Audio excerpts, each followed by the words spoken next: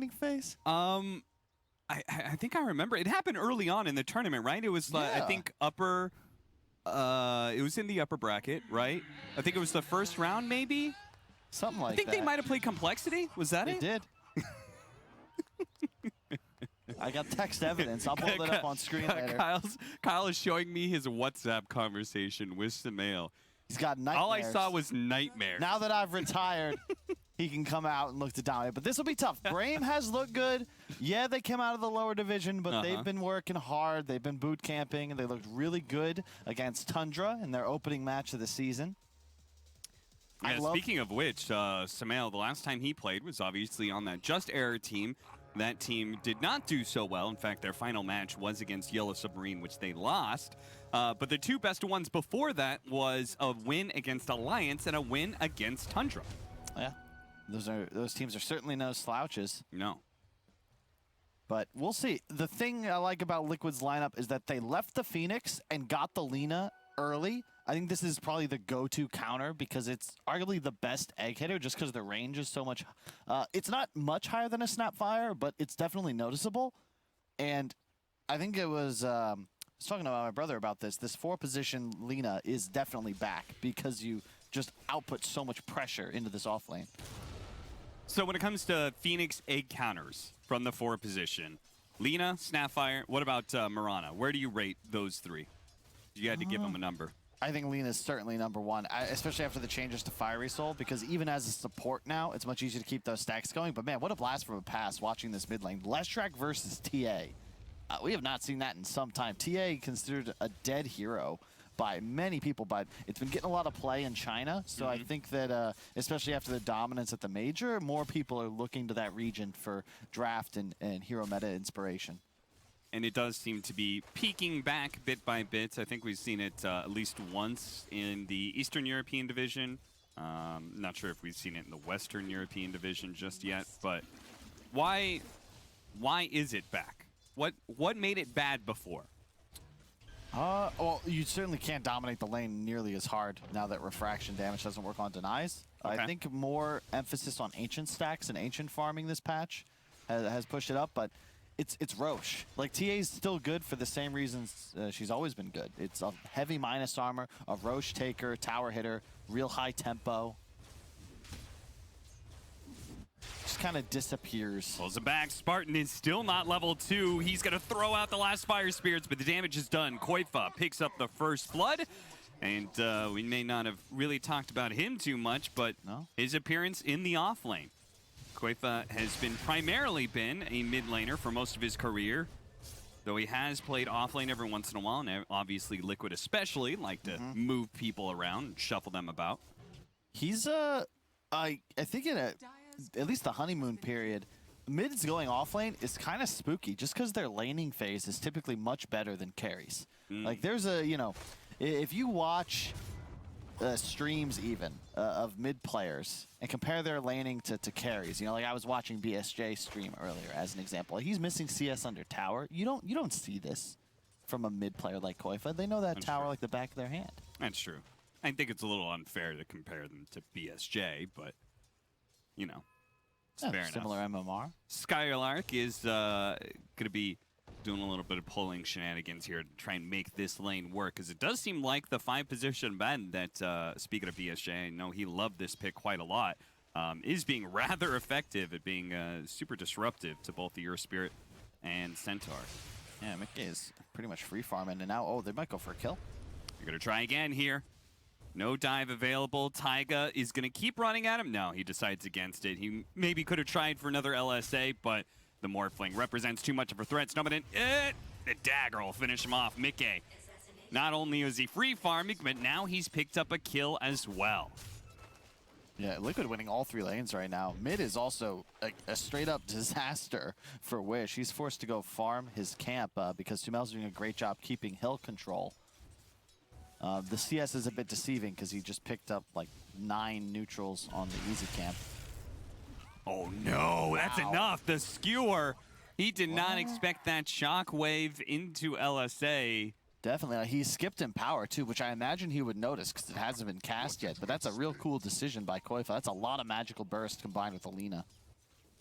I think what's always interesting is when mid laners transfer over to one of these side lanes, they always pick up mid lane heroes anyway. You can see Koifa showing off his mid Magnus here in the side lane and doing quite well at it. The other big shift is when you see mid players go to support, like when Fada first swapped over and he was playing the same heroes he played core, notably Jakiro, like whenever possible. Yeah. Did you do that, Kyle? You went from mid to off lane to support. Oh! Charge on in. This time focus. He's level 3, so as long as he gets the button off, SUMAIL is making his way back here. He's surrounded by so many heroes. Insania completes the TP, and they have to give up on the chase, and SUMAIL's going to turn right back around and stand, deliver, and gets the kill. You cannot come for the king with such a feeble offering. Nice TP by Insania. Rune spawning, not right. Just kidding, no runes. No rune. It's really hard to get used to that. Yeah. Although I do like, is that another kill? Oh my god. What? Taiga. What is happening here? Taiga sneaks in another LSA that gets the kill onto focus. That's Lina buffs in action. He's just hitting so many stuns with no setup. But yes, I find it harder later on into the game. Yeah. Standing at a bounty rune at 25 minutes. Yeah, every time. I was like, wait a minute, 25 is not a multiple of 3. I like it though because I think it's the nighttime phase shift is enough of a change. Like I like that there's no bounty rune spawns on the clock change. Right. Nice deny. Man, Liquid is just firing on all cylinders, all 3 lanes with a pretty nice lead. Is this supposed to be happening? Is this Liquid looking really good, or is this their draft? They set themselves up for really good lanes. What is a bit of both, I would say. I know they've been working hard because Insania and Blitz have stopped playing Mafia, so you know that they're taking it seriously. But I don't think I think that they answered what Brame had in mind. Like this Lina against Phoenix is certainly proving effective. The Leshrac last pick.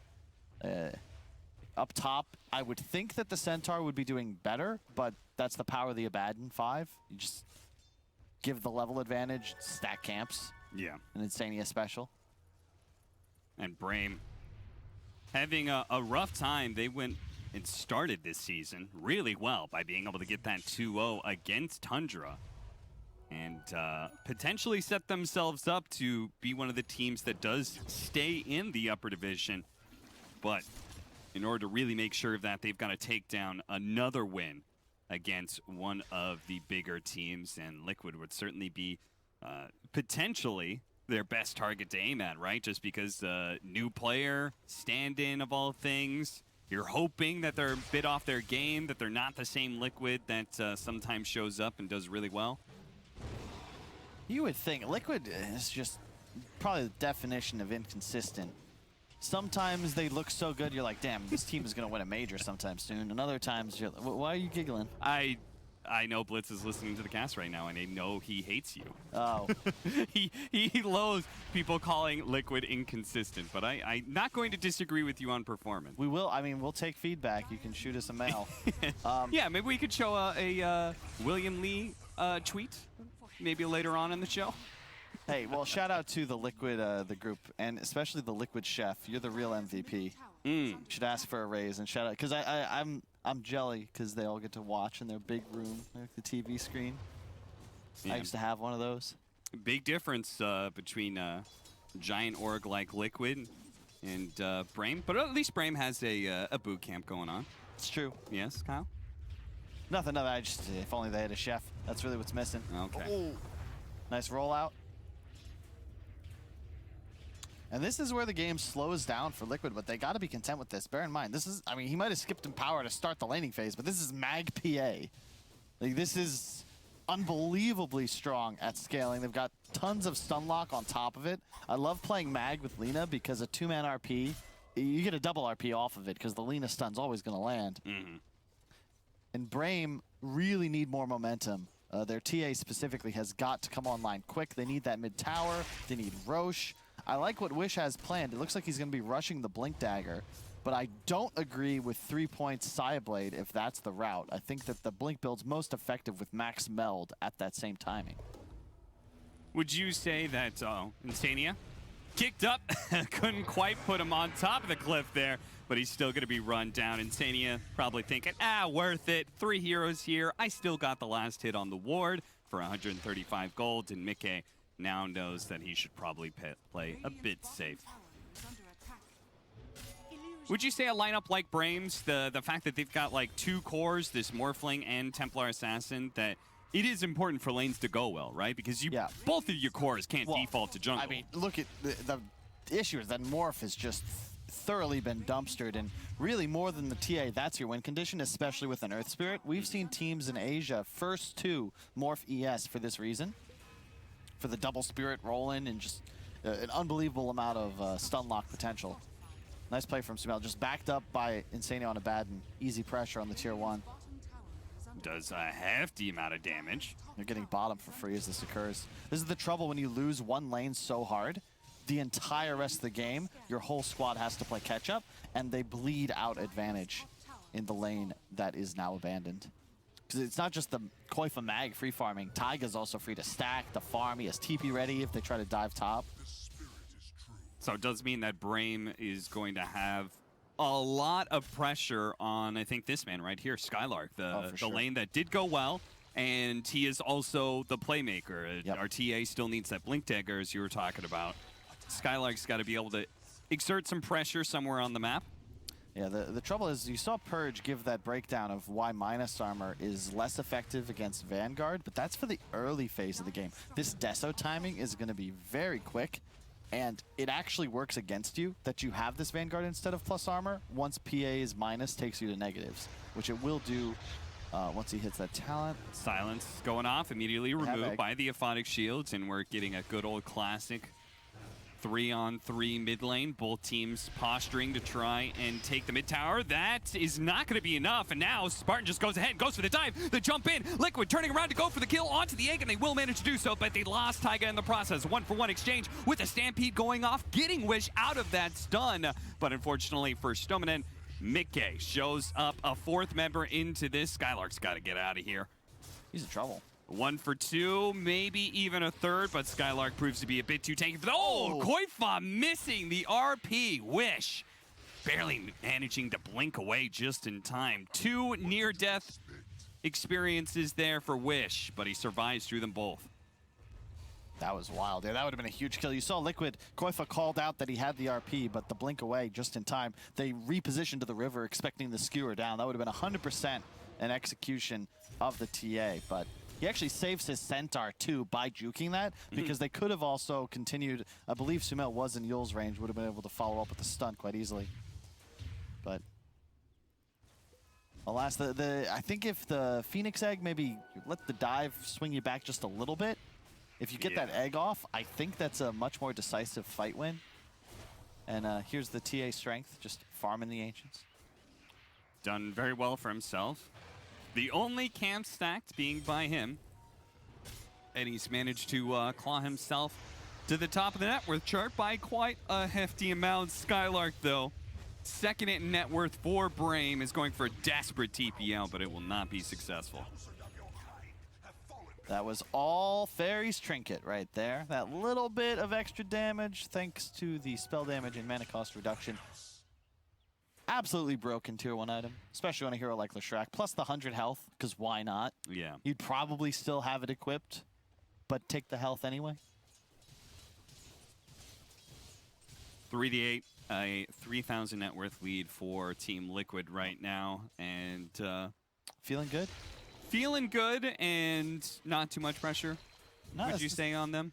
This is chill. I like the way that they're utilizing their positioning around the map. Like, Insania, you know, SUMAIL, he hasn't played professionally in a while, so Insania is doing a good job holding his hand. You know, don't worry about it. You might get ganked. I'm here. I got the heals. I got the shield, and they're also defending the most valuable area of the map. I like how they're both teams have a similar concept here, which is they are putting the hero in mid lane that can solo pressure the tower, and it forces response, right? Yep. You kind of always have to have somebody standing there, otherwise your mid tower is just going to die to retaliation or die bulky. This is the right move from Liquid. Just get the smoke around, collapse on this mid tower. Every team will tell you this is the most important objective to take in Dota 2. They want the Phoenix if they can. that effectively removes Oh, but the Brame's smoke's gonna teamfight. break, and look at this defensive ward they have. They know, but they also know where the Phoenix is. They managed to get the skewer, a two-man RP, the roll in, but Snowman can't stop this damage that flows through. SUMAIL gets the double kill, may get the tower, immediate buyback from Spartan, but they still can't take the fight. After all, they lost their core centaurs, so even with a buyback, they're just gonna have to walk away. Really great job there. Shout out to Taiga. Excellent stun. Picks the spot where he expects the Phoenix to be. I think they saw him on the high ground vision, and at least they saw him move into the trees, so a bit more than a guess, but either way, nice setup. Koifa then the skewer to grab the double RP, and this is the trouble, is that right now, Brame, they don't have the team fight to answer a blink RP. There's no real counter initiation. Sure, you can roll in, but the actions from Liquid are going to happen far too quick for you to be able to make a proper defensive posturing. Like, how do you respond? There's no interrupt on the Lesh stun, which means all these heroes are dead. Way too much burst, especially with the PA going Deso. Okay, so now they've lost this mid tower. What does that give Liquid? It just opens the map. Yeah. See how aggressive they're. All of a sudden, they're in deep, and Spartan, his last shots, not quite enough. So the movement here from Insane and SUMAIL, it's effectively the same as when they were posturing in front of their tier 1. They're still controlling the same area, but in this case, they're able to get a lot more vision and pressure, and if they farm creeps or steal creep waves, it's on enemy side, and then they take enemy jungle. So just a product of taking this tower makes it much easier for them to choke out Brame's resources on the map, force TA into that top triangle, Morph left only with top lane. 70% of the map is now there. Still, Brame not out of it, but they need a good fight. They need to use this egg. They have a Deso timing on TA approaching rapidly, and the E-Blade on Morph, though I'm not sure who he'll really gun for. It's really just Taiga that he can target. Yeah. Sad part of being down this much net worth, it usually means the cores have their prerequisite items to survive through any kind of burst like that. Dude, I should have picked more bad when I was playing. This is so chill. Yeah. Insane is just, I got you, bro. That's it. Where do you want to go next, SUMAIL? All right. He's like, all I know is, SUMAIL, you're confirmed town, and I've got you covered. And Mickey manages to get a solo kill on Spartan, but Brame is kind of feeling like they got to make a move here. They're getting picked apart around the map, and it's getting smaller and smaller. They're going to run into Insania here. Insania with the TP out. They don't know quite where the smoke broke until it's too late. You see, Brame, they know the pit is their play. They have egg, they've got the stampede. You need to fight on your terms when possible, and they can Zerg the Roche down fast enough to force a response, but it's very cautious. You can see the scan comes out. Like, Liquid are very aware of the script that this game will play out.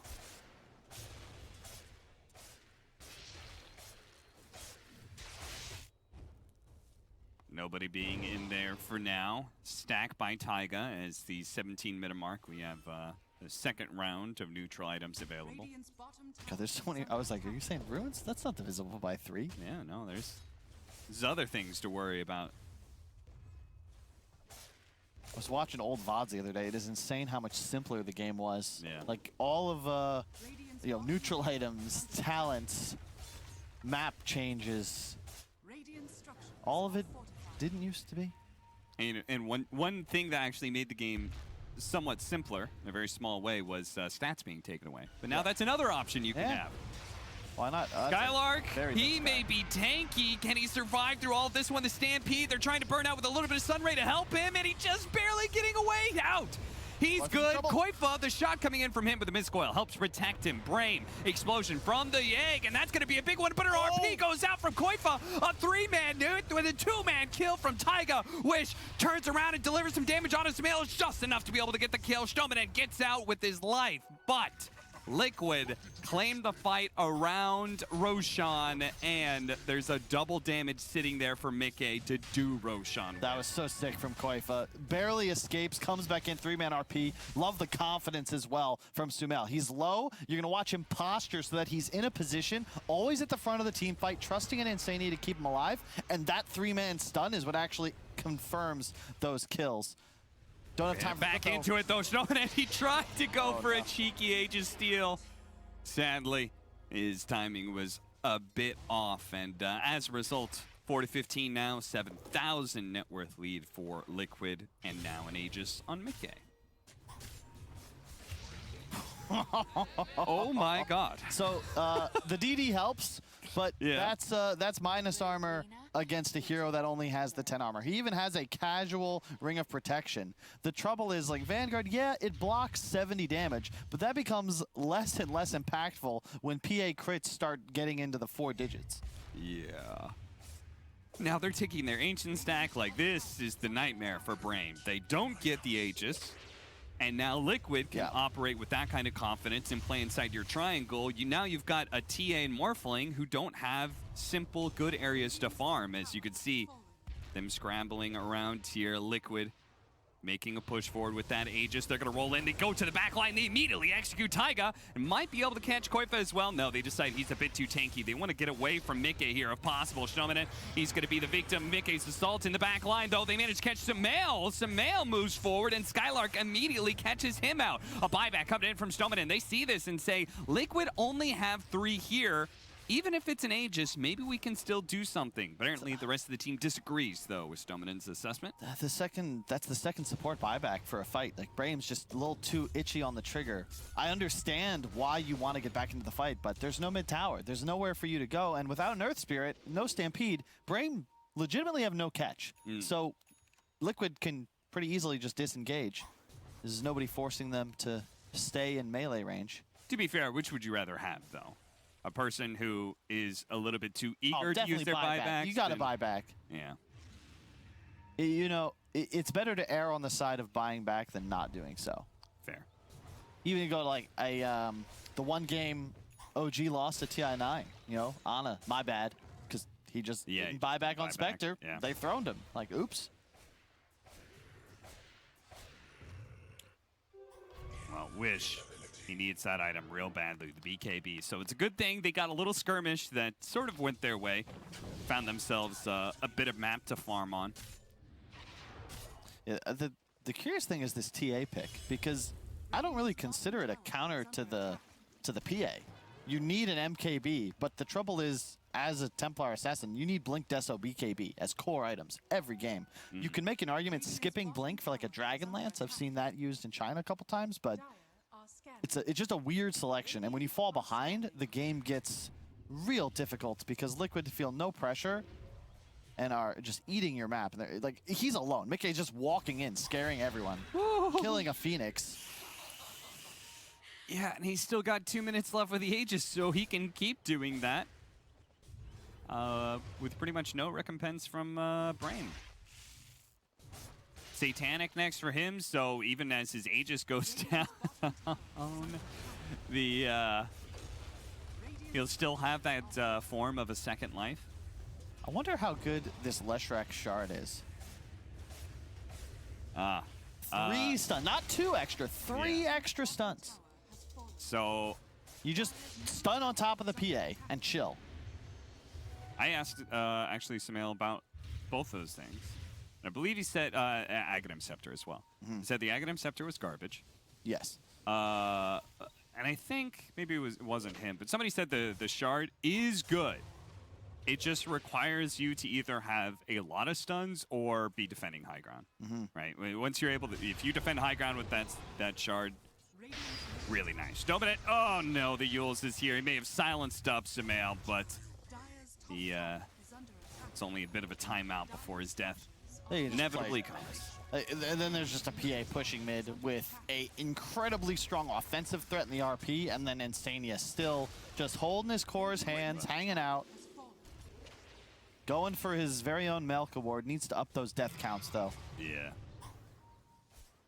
Only 2 deaths. What did Melko was 0-17? I watched Free to Play. I believe it's 22 is the magic number, but it's been a long time. Have you seen, because Free to Play just got on Netflix, and it is insane to see how young everybody is. Yeah. Like, and it's also crazy how many people, you know, a decade ago they make this documentary, and yet Cinderin, Misery, Dendi, Fear, like these guys are all still here and still playing. Yep. Well, except for Cinderin, but he's playing. He's playing. I'm a subscriber. 8-month badge. What happened 8 months ago? I lost a bet. Oh. Spartan Oh, this guy needs level 12 real bad. Like, oh god, no. oh god! Get out of there, Spartan! He throws fire spirits. Oh no, no, no, Spartan, no! I love it. I love the Shadow Amulet with the Sunray still going. They'll never find me. And the Liquid are just hunting now. They smell blood in the water. Constant map rotations. And they move so quick, too. Oh, we don't need to see it again. Half his health 15-11 gone crit. just from cleaves. Panics. TP or dives away, throws damage on the creeps, hoping to be able to kill the wave. But it doesn't. It like Kyle. It doesn't look to me like Liquid is necessarily going to go high ground. I don't feel like they need Roche for that. They're just chilling. They're just. This is how you got to close out a game nowadays, though. Like going high ground, especially with the ease of buybacking, got cheaper last patch. It just no point. Just chill. Get Aegis. Get yourself level 20 on as many heroes as you can. The second Roche with the free shard, I think, is just huge. Yeah, it definitely feels like we're trying to make part of the reason Roshan is getting more and more items to give away is basically saying, hey, look at all this stuff you got. Yeah. Maybe you should try hitting high ground with it. It forces you to fight around the pit as well. It's another reason I think you've seen so much PA, so much Slaughter's coming back. This minus armor concept might not work on buildings necessarily, but on Roche. Wish it's a good idea. It's one way to be able to try and split push a lane. Just laying traps everywhere, but Insania with a very early gem pickup has been finding all of those, and now he's going to find Spartan. Spartan canceling the Sun Ray, but he can't get away from Mickey. Taigo, what happened to you? What happened? Yeah. Wish must have tapped. Ah, yeah. Focus gave him the old shotgun. Well, they have a BKB on TA. That's helpful. The trouble is that right now, love Mickey's itemization. The Satanic build fell off a bit, but you know, with a mag, you don't need Battle Fury. You get the status resist, you get survivability. He's now not a target. Leshrac has a Yules. They have a Baden to prevent burst. And really, the trouble with Brame's draft is that both of their carries are burst-centered. They don't really have sustained DPS. And when you have an RP and a shield, it's pretty tough to confirm a kill on a core. Especially when they're this tanky. They know, and they're going to be able to find Taiga. 1 stun, 2 stun. Dead Lina is the outcome. I cursed him. Yeah. The other side of the map, Liquid will take a final tier 2. I assume. Maybe not.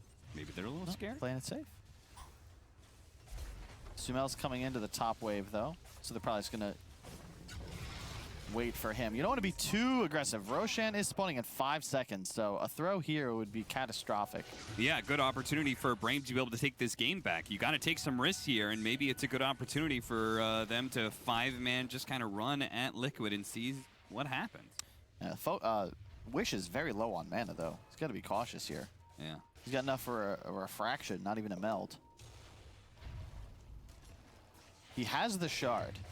Did we talk about that yet? No. It is not great. It replaced, there was a talent that increased your trap count, if I'm mistaken. Yeah. They put it on the shard. It also silences now based on the trap duration. I don't know how effective that'll be here. I know Waga, under no circumstances, goes anything but Ags. Skylark charging through. They're going to go for it. The RP locks down 2, and Focus is sitting on the side here, having a hard time putting the damage on Leshrac. The Bloodstone just healed him back up the fall. 1,600 damage crit from Mickey. Takes out Wish. Spartan's going to fall as well. They're hunting the last man. That was a 3-man RP, Cap. Yeah. I didn't see them. They were stacked so hard on top of each other, and then, yeah, GG. That's it, yeah. Yeah. GG. That's the trouble with the PA. You have a BKB, so what? You're still going to get RP.